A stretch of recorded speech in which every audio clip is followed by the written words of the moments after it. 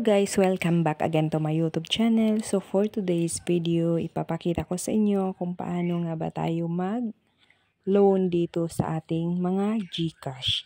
So sa may mga GCash user dyan na mga emergency loan, pwede kayong manghiram dito sa GCash.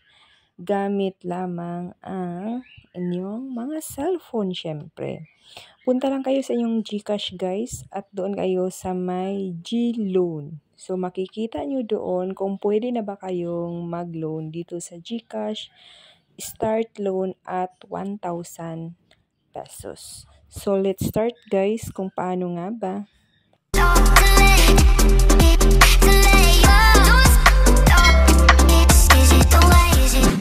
Una guys, open nyo lang ang inyong GCash app.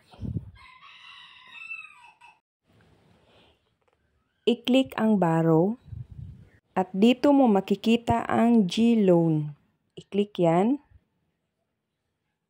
Then, you can borrow up to 1,000 pesos. So, payable in 5 months. So, may interest rate na 6.57%. Then, processing fee is only 3%. Then, paano ma-proceed guys? I-click ang Get Started. At dito mo makikita ang loan amount details. So, pay in 5 months. At once na makapag-loan ka na dito guys, automatic madididak ang 3%. So, mababawasan siya ng 30 pesos. So, ma-receive mo na lang is 970. So, kung ready ka na guys, i-click mo lang ang purpose of loan. Select option mo lang. May mga choices dito kung ano at bakit ka nag-loan. So ngayon, pipiliin ko lang muna ang pay bills. Then, click get this loan. Then, pag okay na, nakikita nyo naman ang kung paano, kailan mag-due, kailan ang bayaran. I-click mo na ang continue. At review your personal information. Dito guys, fill upan mo na dito para ma-approve agad kayo. Pero no worries guys, dahil dito sa G-Loan, mabilis lang dito ma-approve kung kayo ay mag-loan dito. Dahil 2 beses na ako dito nakapag-loan. So, make sure lang guys na dito sa application ng G-Loan, kumpletuhin nyo lang ang kanilang binibigay na information.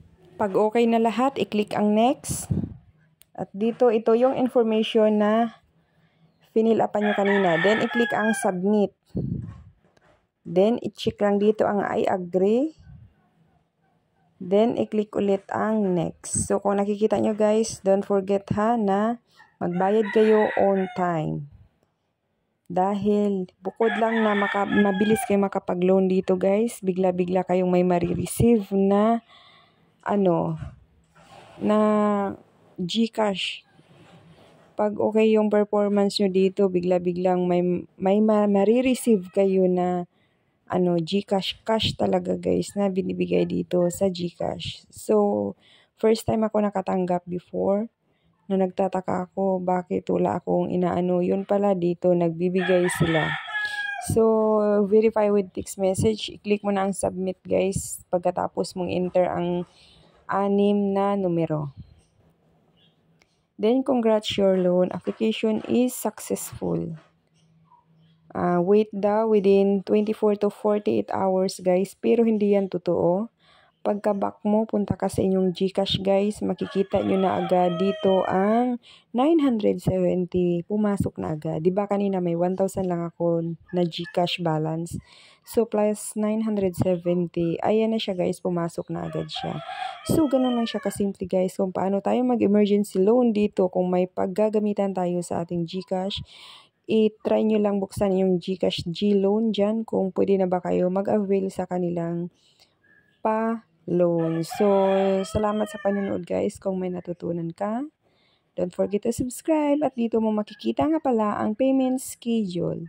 every 20th of month ang bayaran ng ating loan. So, salamat sa panonood. Don't forget to like and hit the notification bell para always kang updated sa aking mga new upload. Thank you for watching.